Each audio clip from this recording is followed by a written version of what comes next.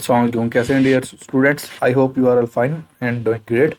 अच्छा बच्चे, सो फार हम पहला चैप्टर डिस्कस कर चुके थे, उसको कंप्लीट कर चुके थे, जो था इंट्रोडक्शन टू बायोलॉजी। आपके यहाँ तक कोई क्वेश्चंस हों, you can address in the comment section. आप उसकी एक्सरसाइज कीजिएगा। मैंने थारोली आपको पहला चैप्टर कंप्लीट करवा दिया। उसके MCQ, short question, long question, किसी का कोई इशू हो, you can ask in that comment section. Okay, today we are going to start next chapter. आज हम नेक्स्ट चैप्टर स्टार्ट करेंगे, जो कि है बायोडाइवर्सिटी। अगर आप गौर करें तो ये दो वर्ड्स पे मुश्तमिल है। One is the bio, other is the diversity. Bio mean life or living organism, diversity mean variety. अगर मैं इसका लफ्ज़ी मतलब निकालूँ तो इसका लफ्ज़ी मतलब ये बनता है कि लिविंग ऑर्गेनिज्म के अंदर वैरायटी कितनी ज़्यादा है। क्लियर? ओके, अब हम थोड़ा सा स्टार्ट करते हैं। ये स्टार्ट में थोड़ा सा कैसे इसका बैकग्राउंड नॉलेज दिया गया। Our plant is a home to vast variety of organism. कहता है हमारा ये जो प्लांट अर्थ है ना, इस पे वैरायटी ऑफ ऑर्गेनिज्म है। आपके from tiny insects to towering trees, छोटे छोटे इंसेक्ट से लेकर बड़े से बड़े दरख्त हैं। This variety is essential for the health and balance of our world. एक बात याद रखिएगा, अल्लाह ताला ने इस पूरे अर्थ पे जो भी जानवर पैदा किया उसका कोई ना कोई बेनिफिट है। और अल्लाह ताला इन सारी चीज़ों को एक सिस्टमाइज्ड वे में चला रहा है, सिस्टमेटिक वे में चल रहा है। ऑल दो हम ह्यूमन जो बैलेंस को बिगाड़ रहे हैं, लेकिन एनीवेज जो अल्लाह ताला ने चीज़ बनाई हुई है वो एक बैलेंस्ड वे में चल रही है और हर एक दूसरे को सपोर्ट कर रही है। It provide that with food. हमें एनवायरनमेंट से फूड मिलती है, एनवायरनमेंट से मेडिसिन मिलती है, और मैन एनवायरनमेंट से हम क्लीन एयर लेते हैं। अब डेफिनेटली आप सोचेंगे फूड कैसे मिल रही है बच्चे? जितने हम प्लांट्स खा रहे हैं वो फूड डायरेक्ट उनसे ले रहे हैं। जितने हम एनिमल्स का गोश्त खा रहे हैं, अब एनिमल्स भी हमारे एनवायरनमेंट में है, और एनिमल्स बजाते खुद क्या कर रहे हैं? एनवायरनमेंट से फूड ले रहे हैं। जो मेडिसिन है, हमारे जितने मेडिसिनल प्लांट्स हैं उनसे हम मेडिसिन बना रहे हैं। दूसरा क्लीन एयर, हम जो ऑक्सीजन यूज़ करते हैं that is provided by the plant to the air. Air के अंदर जो ऑक्सीजन आ रही है वो प्लांट से आ रही है। Clear? In this chapter we will explore the variety of organism. अब इस चैप्टर में हम वैरायटी ऑफ ऑर्गेनिज्म्स को देखेंगे और उनकी क्लासिफिकेशन करेंगे। अब यहाँ पे मैं थोड़ा इसकी डेफिनेशन को हाईलाइट कर देता हूँ, आपने इसको क्या से कहते हैं याद कर लेना। Biodiversity means variety of organism in a particular area. एक स्पेसिफिक एरिया में लिविंग ऑर्गेनिज्म की कौन सी वैरायटी है, कौन से टाइप के लिविंग ऑर्गेनिज्म रहते हैं, that is called as the biodiversity of that area. Biodiversity of an area is measured by considering the number of different kinds of organism, कि उस एरिया में कितने डिफरेंट नंबर के ऑर्गेनिज्म हैं और वैरायटी कितनी ज़्यादा उनके अंदर। क्लियर? ओके, हम नेक्स्ट मूव करते हैं। बायोलॉजी से मैं हाईलाइट कर देता हूँ पहले।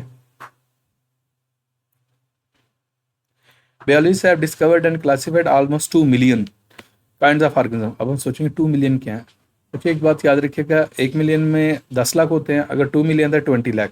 कहता है हमारी पूरा अर्थ पे जो अभी तक साइंटिस्ट का आइडिया है, जिनको अभी तक क्लासीफाई कर चुके हैं हम, या जिनको हम डिस्कवर कर चुके हैं, वो 2 मिलियन मीन 20 लाख के राउंड अबाउट ऑर्गेनिजम्स हैं। लेकिन साइंटिस्ट का आइडिया है, however they estimate that total kinds of organism on earth is much greater. कहता है लेकिन हमारी कोरा अर्थ पे जो लिविंग ऑर्गेनिज्म का नंबर है ना, वो इससे भी ज़्यादा। अब डेफिनेटली आप लोग सोचोगे ये क्या उसे कहते हैं, 2 मिलियन या 20 लाख ऑर्गेनिज्म को हम डिस्कवर कर चुके हैं, और साइंटिस्ट कह रहे हैं कुछ और भी हैं। अब वो कहाँ पे होंगे? एक बात याद रखिएगा, अर्थ के बहुत सारे ऐसे एरियाज हैं जिनको अभी तक बायोलॉजिस्ट डिस्कवर नहीं कर पाए। एक बात याद रखिएगा, जो डेप्थ्स ऑफ ओशंस हैं, जो समुद्रों की गहराइयाँ, वहाँ तक भी नहीं हम जा पाए। और आपको एक और चीज़ बताता हूँ, जो सबसे ज़्यादा वैरायटी है वो है ब्राज़ील के पास एक एरिया है, उन्हें हम कहते हैं Amazon forest, Amazon rain forest. ये मैं आपको शो कर रहा हूँ।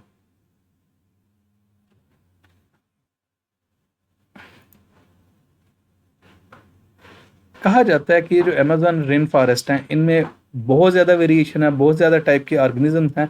इनको अभी तक हम एक्सप्लोर नहीं कर पाए, इनका सिर्फ 5 to 10% अभी एक्सप्लोर कर पाए हैं। तो आप खुद सोचें, अगर इसको हम मज़ीद एक्सप्लोर करें तो कितना ज़्यादा क्या उसे कहते हैं वैरायटी में या डिटेल में जाएगा। क्लियर? ये आपको अमेजोन रेन फॉरेस्ट की मैं पिक्चर दिखा रहा हूँ। अब ये देख लें, ये देख लें, यहाँ पे जो इतने भी लिविंग ऑर्गेनिज्म हैं उनकी वैरायटी बहुत ज़्यादा है। एनीवेज नेक्स्ट मूव करते हैं हम। Biodiversity is not evenly spread out. अब इसका मतलब पता क्या है? वो कहता है इस पूरे अर्थ पे जो लिविंग ऑर्गेनिज्म वो इवनली डिस्ट्रीब्यूटेड नहीं है। अब इससे मतलब क्या है? अब एक और की जगह जो डेजर्ट है, सहरा है, वहाँ के ऑर्गेनिजम्स और होते हैं, प्लांट्स और होते हैं, एनिमल्स और होते हैं। वहाँ पे आपको कैमल नज़र आएगा या बुशेस वगैरह नज़र आएंगे। उसकी कंपैरिजन में अगर आप ग्लेशियर्स में चले जाएँ, वहाँ पे क्या हो सकता है, पोलर बियर्स होंगे। आपको दोनों एंड दिखा देता हूँ, आप सोचेंगे क्या चीज़ बात कर रहे हैं।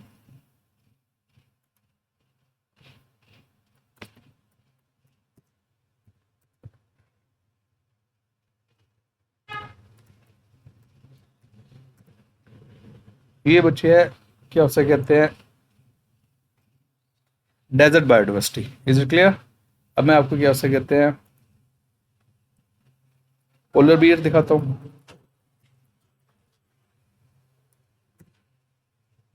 ये पोलर बियर्स है। अब ये नॉर्थ पोल या साउथ पोल, अर्थ के दो पोल्स हैं, नॉर्थ पोल और साउथ पोल। यहाँ पे क्या होता है 12 माह बर्फ ही बर्फ रहती है। अब डेफिनेटली ये वाले पोलर बियर्स जस्ट पोल्स पे पाए जाएंगे, ये डेजर्ट वाले एरिया में नहीं पाए जाएंगे, और जो कैमल है वो जस्ट डेजर्ट में पाए जाएंगे, वो पोल्स पर नहीं पाए जाएंगे। Is it clear? ओके, हम नेक्स्ट मूव करते हैं। The biodiversity is the place depends on factor like climate, altitude mean height, and soil type, और soil की type कौन सा है। Tropical regions have more diversity than polar region. और एक बात याद रखिएगा, जो ट्रॉपिकल रीजन्स है ना वहाँ पे बायोडाइवर्सिटी ज़्यादा होती है as compare to polar bear. अब आप सोचेंगे ट्रॉपिकल रीजन्स कौन से हैं। जो बच्चे मैंने आपको अमेजोन फॉरेस्ट दिखाया था वो ट्रॉपिकल रीजन ही है, उसे हम बेसिकली ट्रॉपिकल रेन फॉरेस्ट कहते हैं। और ट्रॉपिकल रेन फॉरेस्ट क्या है, वहाँ पे टेम्परेचर कंपैरेटिव थोड़ा ज़्यादा होता है और वहाँ बारिशें भी ज़्यादा होती हैं। पोलर रीजन्स में एज सच रेन इतनी ज़्यादा एज सच नहीं होती, और वहाँ पे इसलिए क्या हो सकता है टेम्परेचर भी लो होता है, और वहाँ पे क्या हो सकते हैं बायोडाइवर्सिटी या लिविंग ऑर्गेनिज्म का नंबर भी कम है। Okay next. अब हम सोचते हैं ठीक है हम बायोडाइवर्सिटी की बात करते हैं, वैरायटी अमंग लिविंग ऑर्गेनिजम्स की बात करते हैं, लेकिन क्वेश्चन ये है कि हम पढ़ तो रहे हैं बायोडाइवर्सिटी का, but what is the benefit of studying this thing, इसको पढ़ने का फ़ायदा क्या है। सबसे पहले हाईलाइट कर देते हैं एक पॉइंट यहाँ मेंशन किया गया है,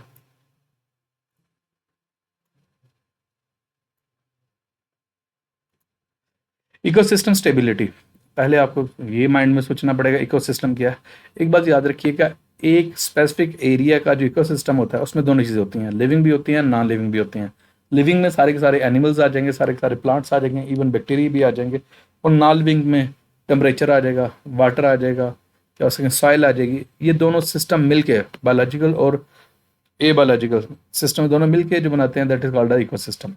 जो बायोडाइवर्सिटी है वो इकोसिस्टम को क्या करती है, मेंटेन करती है। मैं आपको एक इकोसिस्टम शो कर देता हूँ।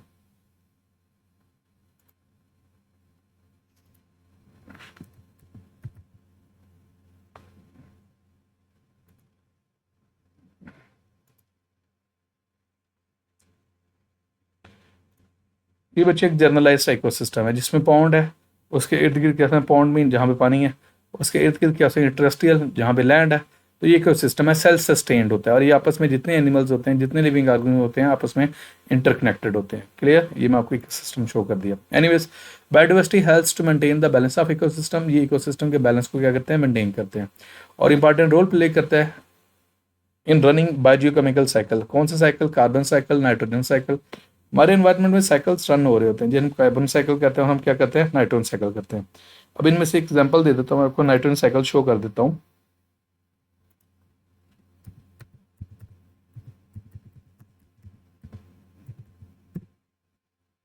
ये बच्चे मैंने आपको नाइट्रोजन साइकिल जर्नल से शो कर रहा हूँ।